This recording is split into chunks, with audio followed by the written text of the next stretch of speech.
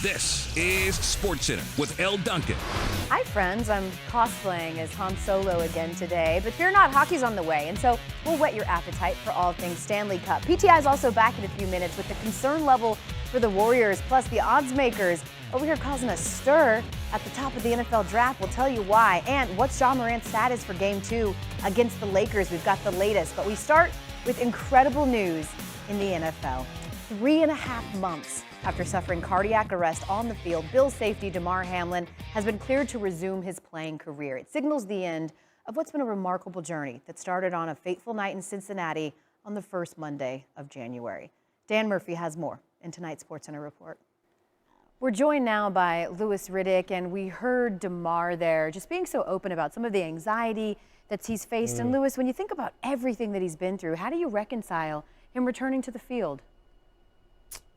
About that, just the odds of becoming a professional athlete and then the odds of surviving what he went through were so low to begin with. And he talked about that, being able to save generations and generations to come through his foundation and through his story. Louis Riddick offering some great perspective and insight here on SportsCenter. Thanks, Louis. We'll see you in a minute.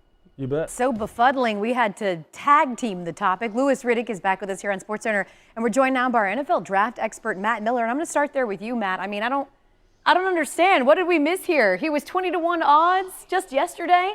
What do you make of this big jump for Will Levis?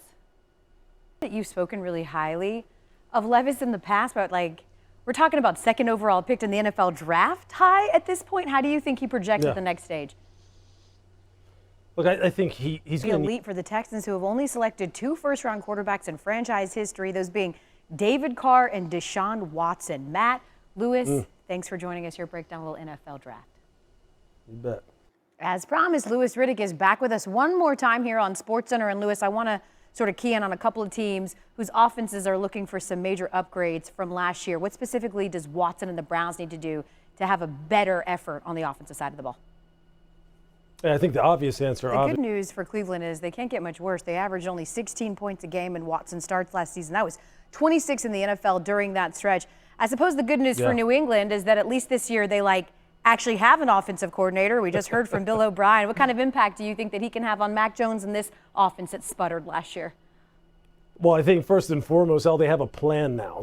Tom Brady. New England has missed the playoffs in 2 of 3 seasons since Tom Brady left the team, which by New England standards is like a crazy long drought. Louis Riddick, we appreciate your insight here on, but that's just the Cliff Notes version. Lucky for us that NFL draft analyst Matt Miller looked at all 3 rounds of Mel and Todd's round of mocks. And so what to you was the biggest surprise when you saw how everything slotted out?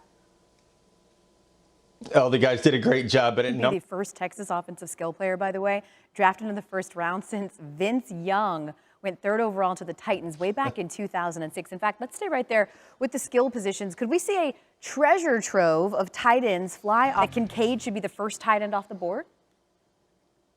Yeah, absolutely. This is tight, which is fitting for the position. Yep. Sorry, Matt Miller, to end on that note. Just sorry. Thanks. Certainly will. That's going to do it for this edition of SportsCenter. But before we get out of here, we're handing out awards. The NBA's first ever Clutch Player of the Year award. And it goes to the guy who led the NBA in clutch points.